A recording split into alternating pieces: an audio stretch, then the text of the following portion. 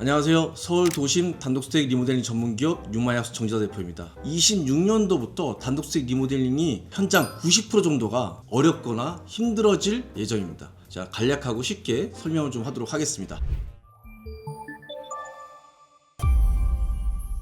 우선은 단독주택 리모델링은 4가지 방식으로 보통 진행이 됩니다. 첫 번째는 아파트 인테리어 또는 상가 인테리어 하시는 소규모 인테리어 업체들, 여기를 통해서 단독주택 리모델링 하는 경우가 있고요. 그 다음에 저희처럼 건축 라이센스를 가지고 시공하는 건축회사한테 의뢰하는 경우, 세 번째 건축사 라이센스가 있는 설계사무소죠. 의뢰해서 하는 진행 방법이 있고요. 그 다음에 마지막으로는 이건 굉장히 극소수인데 금전적으로 좀 여유가 있고 하이엔드급으로 공사하신 분들 같은 경우는 건설회사에 소속돼 있거나 또는 건축사 라이센스를 갖고 있는 건축학과 교수님한테 의뢰하는 경우가 있습니다. 이렇게 4가지 방법을 통해서 단독주택 리모델링 공사를 하고 있습니다. 근데 이제 우리나라가 선진국이 되면서 현장에 대한 위험, 리스크라든지 이런 걸 줄여가는 게 제가 봐도 앞으로 나가야 될 방법이고, 점점 더 정부에서도 그렇게 규제를 만들고 있고, 중대재해처벌법이라든지 이런 법들이 이제 강화되면서 현장의 안전 기준이 점점점 강화되고 있습니다. 글쎄요, 요즘 뉴스가 이제 그런 쪽에 맞춰서일까요? 광주 대표 도서관에 이제 붕괴 사고로 해서 많은 사람들이 다치셨죠. 최근 또 울산 화력발전소 붕괴 현장, 이렇게 매주마다 철거시 붕괴 사고들이 이슈화되고 있습니다. 그리고 잘 뉴스에는 나오진 않지만 소형 빌딩 또는 단독주택 리모델링 공사나 중축 공사할 때 철거시에 붕괴 사고가 굉장히 빈번하게 일어나고 있는데, 이러한 이유를 통해서 정부에서는 26년도부터 건축법을 강화해서 철거, 해체 포함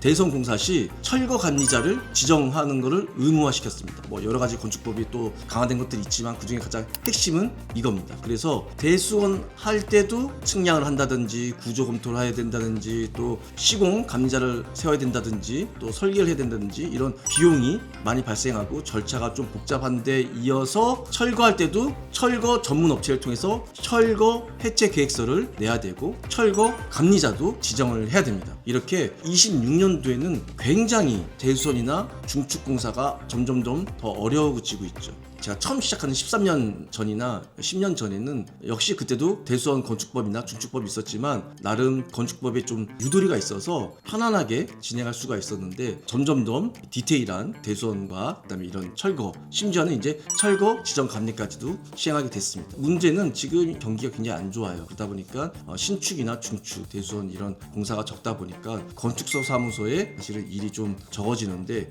이번에 철거 지정 감리 같은 경우는 철거 해체 교육을 받은 건축사님들이 맡아서 해줄 예정이거든요. 어떻게 보면 그분들의 일거리가 좀 많아졌죠. 그러다 보니까 제가 들은 바로는 건축사님들께서 자경단처럼 각 지역을 맡아가지고 돌아다니면서 대전 신고를 했는지 철거 신고를 했는지 안 한 현장 같은 경우는 신고를 하는 행위를 한다고 제가 얘기를 들었습니다. 그래서 기존에는 사실은 처음 얘기했던 그 4가지 방식 중에 소규모 인테리어 업체 같은 경우는 대부분 이런 대선 신고를 하지 않고 공사를 했거든요. 또 대선 신고가 이제 걸릴 때는 주변 이웃들이 신고를 한다든지 구청에서 지나가다 우연히 발견했다든지, 그래서 사실은 범칙금을 낸다든지 현장을 복원한다든지 이런 이슈들이 한 10% 내외 정도였다면 앞으로는 거의 100% 다 잡아나겠다는 분위기가 지금 흘러가고 있습니다. 그러다 보니까 90% 소규모 이제 라이센스가 없는 시공회사들이 좀 문제가 되죠. 이 대수선 공사, 이 단독주택 리모델링 공사의 주체자는 이제 건축주가 되겠죠. 그리고 저희 같은 이제 시공회사랑 하게 되면은 권리나 이런 것들이 이제 저희 쪽으로 좀 넘어오는 그런 경우인데, 아무래도 라이센스가 없는 시공회사랑 공사할 경우는 직영공사로 돼요. 건축주가 직접 작업 인부를 불러서 공사하는 방식으로 이게 진행되는 거랑 마찬가지거든요. 그렇기 때문에 자경단처럼 돌아다니는 건축사님들한테 신고를 당할 경우 이제 건축주분이 범칙금이라든지 원상복귀하는 금액에 대해서 오로지 본인 돈으로 다, 거기다가 형사고발까지 혼자서 감당해야 할 일들이 너무 많아요. 이제 저희 같은 경우는 사실은 그 전에는 대수원 신고 관련해서 조금 유도리 있게 움직였는데, 26년부터 저희 같은 경우도 100% 다 신고를 하고 공사를 할 수밖에 없고 굉장히 빡빡하게 진행이 될 예정일 것 같습니다. 만약에 저희 같은 경우도 문제가 됐을 때는 건설 면허가 취소된다든지 영업정지가 인돼서 굉장히 피해가 막심하고, 그렇다고 해서 건축주분도 자유롭게 피해갈 수는 없어요. 건축주분하고 시공회사 다 문제가 될 수 있는 그런 여지가 있다라고 생각하시면 됩니다. 우리 사실 단독주택 리모델링 공사하는 이유가 뭐예요? 계단 위치가 불편하다, 방이 작다, 거실이 좁다, 층고를 높였으면 좋겠다, 이런 다양한 이슈들이 있잖아요. 이것들을 단독주택 단독주택 리모델링 풀어서 최신 트렌드에 맞게끔 신축과 같은 공사를 한 게 저희 회사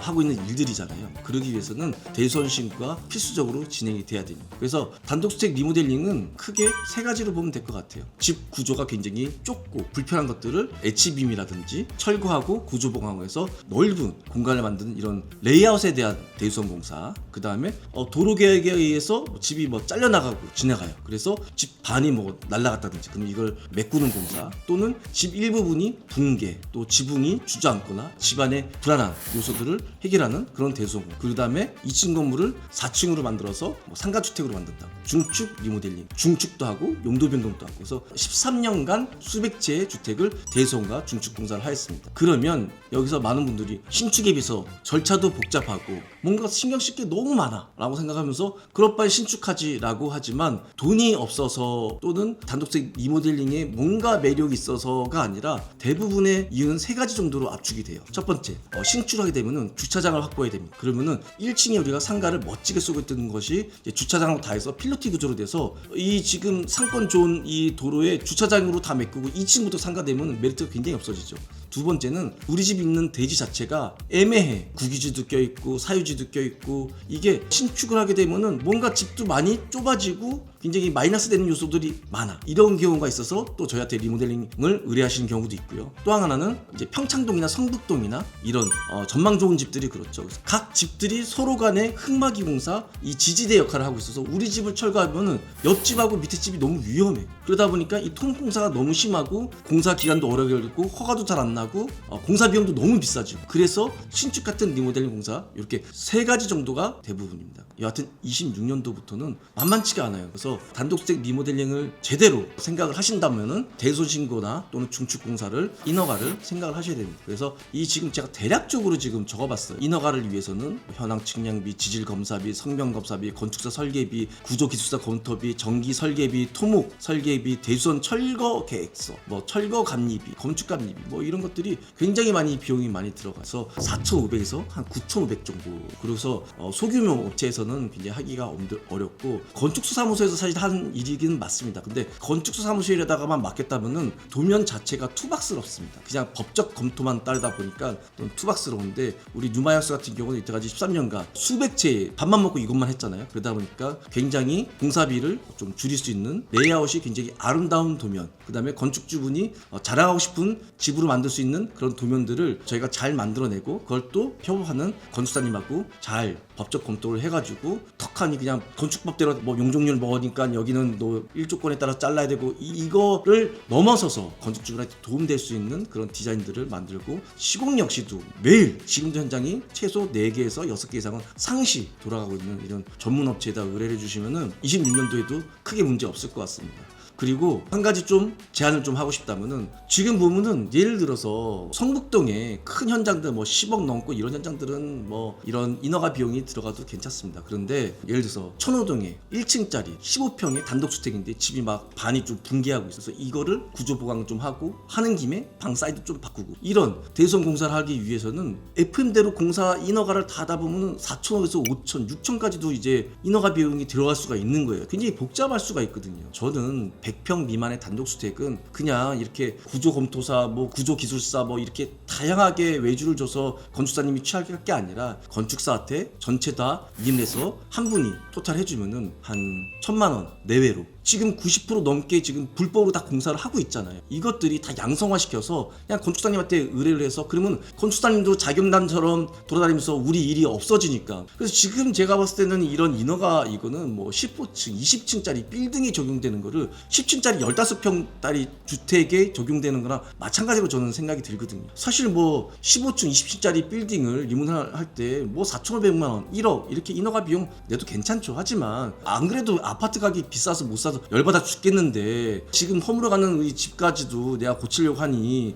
이렇게 공사비에 준하는 인허가비가 나오니까 얼마나 좀 답답하겠습니까. 저는 좀 뭔가 이런 거를 100평 미만의 상가주택이라든지 단독주택은 인허가를 간소화해서 좀 모든 공정들이 양성화했으면 좋겠다는 간절한 바람이 있습니다. 자, 여하튼 제가 좀 정리를 하자면 26년도부터는 철거 감리가 무조건 붙는다. 그래서 철거 감리를 맡아줄 교육을 받은 건축사님들이 동네를 돌아다니면서 신고를 하지 않고 하는 공사들을 신고를 한다. 그래서 건축주분들은 그 신고를 받게 되면 구청에서 나와서 벌금과 원상복구에 대한 이런 비용들이 엄청나게 데미지를 받을 수 있다. 거기다 심지어는 형사고발까지 당할 수 있다. 경찰서에서도 벌금이 이중으로 나갈 수도 있다. 이미 시행되고 있고요. 제가 알기로는 주택 리모델링만 주장장 회사는 이제 우리 뉴마이하우스밖에 없거든요. 다들 이제 뭐 건축 라이센스가 있더라도 뭐 신축하다가 넘어오시고 아니면은 상가 인테리어 하다가 넘어오시거나 그런 건데 저희처럼 주장장 단독주택만 리모델링하는 업체를 통해서 굉장히 효율적으로 설계를 하고 효율적으로 시공을 하고 지금까지 저희가 13년간 공사를 하면서 건축주하고 법정 단축을 하는 적이 단 한 번도 없습니다. 100% 다 성공했고 많은 분들이 만족도가 있으셨고 그리고 욕하신 분은 아직 없었다. 그리고 아직도